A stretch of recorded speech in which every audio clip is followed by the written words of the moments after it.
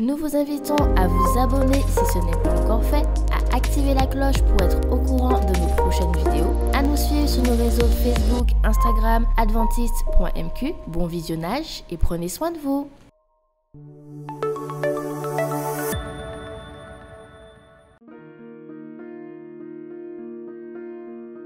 Vous avez besoin d'aide. Vous souhaitez vous entretenir avec un pasteur, un psychologue, un conseiller en relations d'aide. La cellule d'écoute de la Fédération des Églises adventistes du 7e jour de la Martinique est à votre disposition, 7 jours sur 7, de 8h à minuit, au 0805 288 394. Cet appel est gratuit.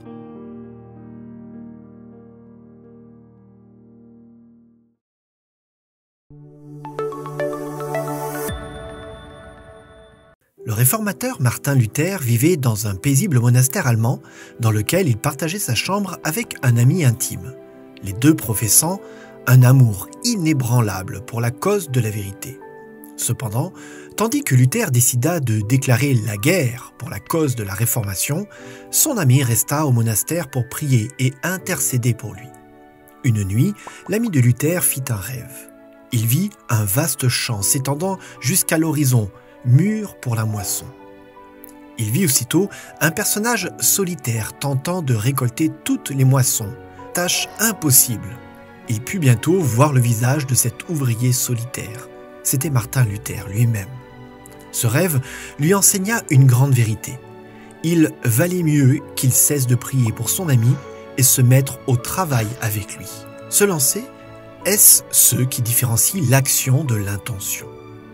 Beaucoup de gens prennent des décisions à la fin de chaque année. Certains décident de commencer un programme régulier d'activité physique.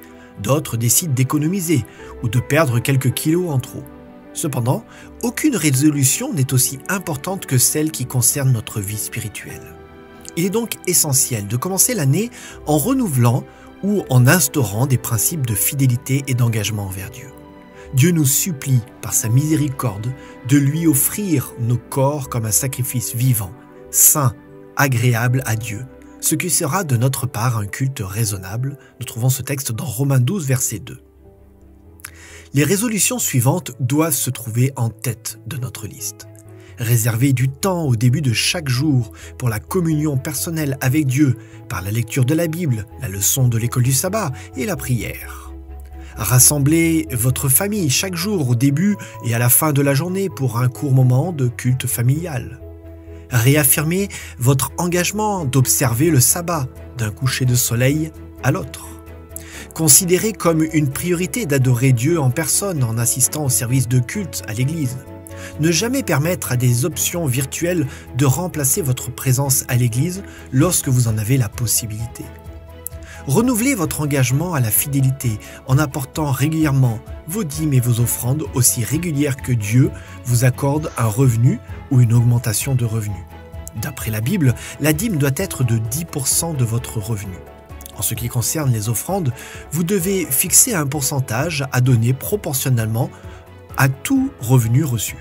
En ce qui concerne les offrandes, vous devez fixer un pourcentage à donner proportionnellement à tous vos revenus reçus. En commençant ce voyage qui consiste à passer de l'intention à l'action, Dieu vous aidera et vous fortifiera. Souvenez-vous que « Je suis tout par celui, le Christ, qui me fortifie », nous dit Philippiens 4, verset 13. En apportant nos dîmes et nos offrandes de promesses, puissions-nous mettre nos désirs à la dernière place et Dieu à la première.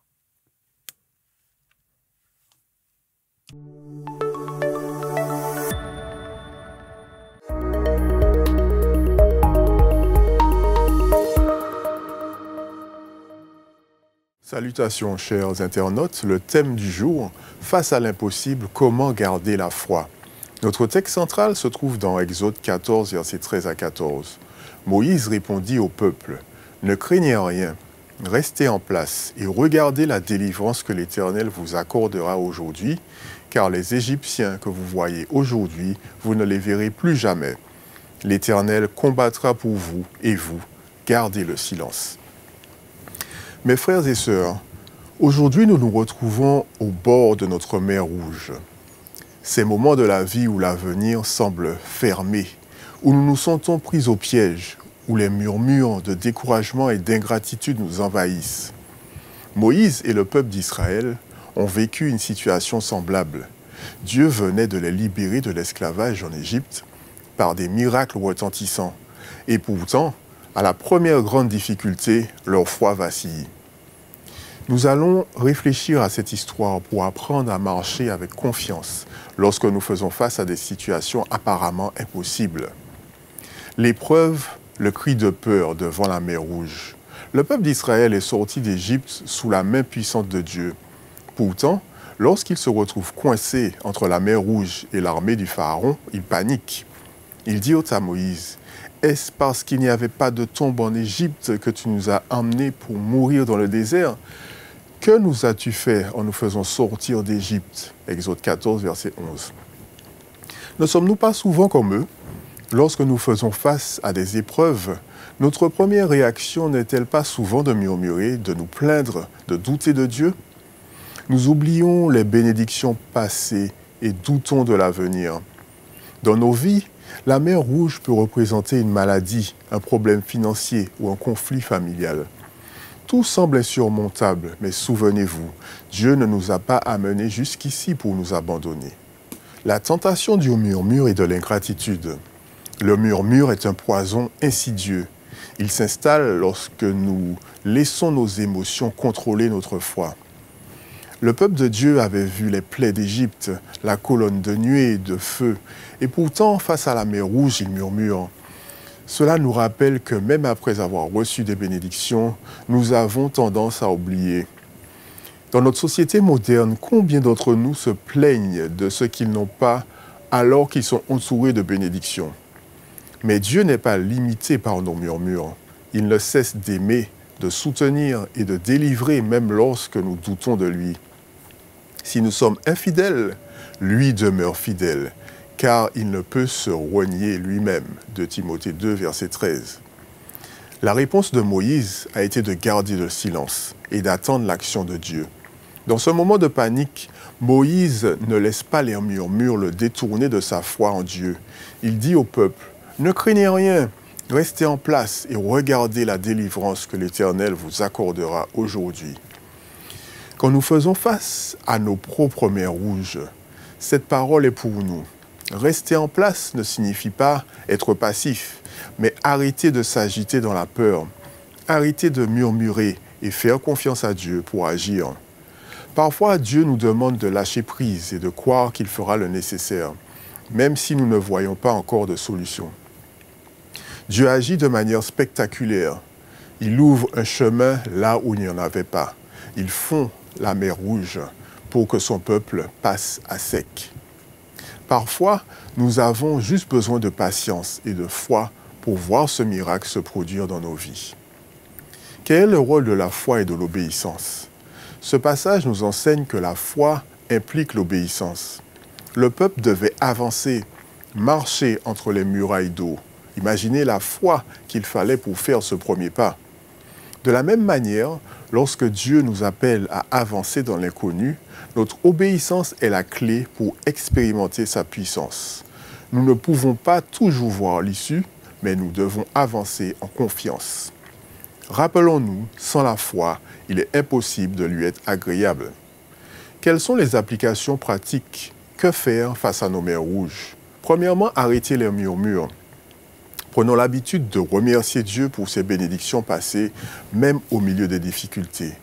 Deuxièmement, gardez le silence. Lorsque nous sommes envahis par la peur, apprenons à calmer notre cœur et à attendre la direction de Dieu. Troisièmement, il faut faire le premier pas. Comme Israël, avançons en obéissance, même si nous ne voyons pas encore comment tout se résoudra. Frères et sœurs, la mer Rouge devant vous peut sembler infranchissable. Mais souvenez-vous que nous servons un Dieu qui ouvre les mers et renverse les ennemis. Il n'a pas amené Israël dans le désert pour l'abandonner, et il ne vous abandonnera pas non plus. Aujourd'hui, choisissez la foi au lieu des murmures, l'obéissance au lieu de la peur. Regardez en arrière et rappelez-vous les délivrances passées. Regardez en avant avec confiance, car Dieu est fidèle pour achever ce qu'il a commencé. Confie-toi en l'Éternel de tout ton cœur et ne t'appuie pas sur ta propre intelligence. L'armée de la superpuissance mondiale de l'époque poursuivait le peuple. Piégés entre cette armée et la mer Rouge, les Israélites faisaient face à un dilemme, se rendre et retourner à l'esclavage ou combattre et périr. Certains murmuraient, pleuraient, se plaignaient de leur sort, d'autres priaient. C'est alors que Dieu intervint. Le même Dieu qui délivra Israël est prêt à agir en faveur de son peuple aujourd'hui.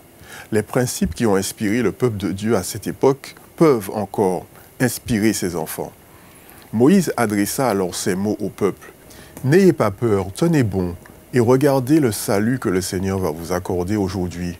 Car les Égyptiens que vous voyez aujourd'hui, vous ne les verrez plus jamais. Le Seigneur combattra pour vous, et vous garderez le silence. » Et le Seigneur dit à Moïse, « Pourquoi cries-tu vers moi? Dis aux Israélites de se mettre en marche. » Ce passage met en avant 3 injonctions essentielles, des avertissements à prendre au sérieux. Premièrement, n'ayez pas peur. Dans un monde confronté à des crises monumentales, la peur est naturelle. Mais Dieu, tout-puissant et invincible, nous assure, « N'ayez pas peur, car je combattrai pour vous. » En tant que leader moderne d'Israël spirituel, nous pouvons revendiquer cette promesse. Dieu est notre libérateur, notre défenseur omnipotent, notre protecteur fidèle. Toutes ces promesses sont garanties par le sang du Christ.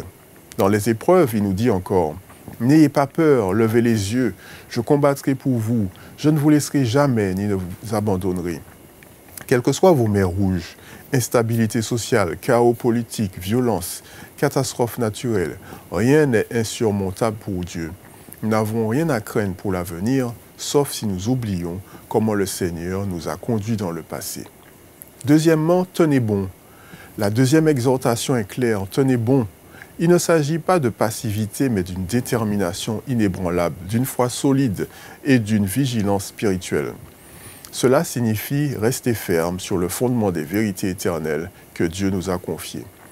Tenir bon, c'est s'appuyer sur les promesses infaillibles de Dieu, rester fidèle aux principes fondamentaux de notre foi, maintenir l'urgence de notre mission, s'enraciner dans une relation vivante avec Jésus-Christ. Paul l'a dit ainsi, « Oubliant ce qui est derrière et tendant vers ce qui est devant, je cours vers le but. » À une époque marquée par la confusion morale et religieuse, Dieu nous appelle à rester fermes sur le solide rocher de son message. Troisièmement, aller de l'avant. La troisième exigence est cruciale, aller de l'avant. Dieu dit à Moïse, dit aux Israélites de se mettre en marche. Ce message résonne encore aujourd'hui. Avancez par la foi, ne restez pas paralysés par vos peurs ou vos épreuves modernes. La prière et la foi doivent s'accompagner d'action. Avancez dans la proclamation de l'Évangile, dans votre croissance spirituelle, dans un leadership à l'image de Jésus-Christ. Rappelons-nous, si Israël n'avait pas avancé, le miracle de la mer Rouge n'aurait pas eu lieu. De même, avancer par la foi est essentiel pour expérimenter les victoires de Dieu. Grâce soit rendue à Dieu, qui nous donne la victoire par Jésus-Christ. Ellen White a écrit, « Par la grâce de Dieu, allez de l'avant sans douter. Dieu pourvoit abondamment à ses enfants lorsque ceux-ci avancent par la foi. » Ne retournez pas en arrière. Le message est clair, pas de retour en arrière. Avancez avec confiance même face aux crises et défis actuels. Par la grâce de Dieu, il n'y aura ni hésitation, ni murmure, ni doute, seulement une marche courageuse et résolue vers l'avenir. Les injonctions données à Israël, n'ayez pas peur, tenez bon, allez de l'avant, sont toujours valables. Avec foi, confiance et courage, proclamons le message de l'Évangile. Avançons dans notre relation avec Dieu et marchons vers la terre promise céleste, sans jamais regarder en arrière. Que Dieu vous bénisse et vous donne la force de traverser vos mers rouges avec foi et courage.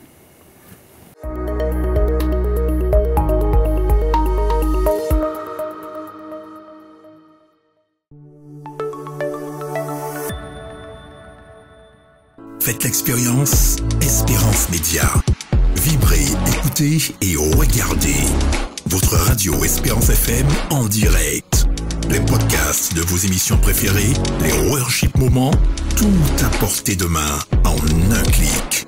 Téléchargez dès maintenant l'application Espérance Média, disponible sous les plateformes de téléchargement Apple Store et Google Play.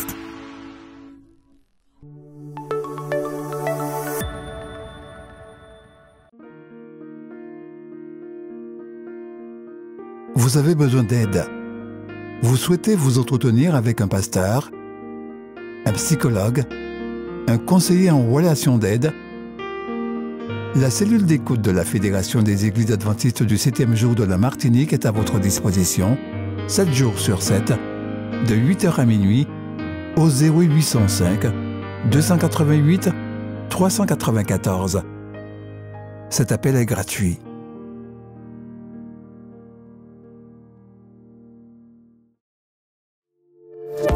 N'oubliez pas de vous abonner si ce n'est pas encore fait, de liker et de partager avec vos amis si cela vous a plu. À bientôt pour une prochaine vidéo.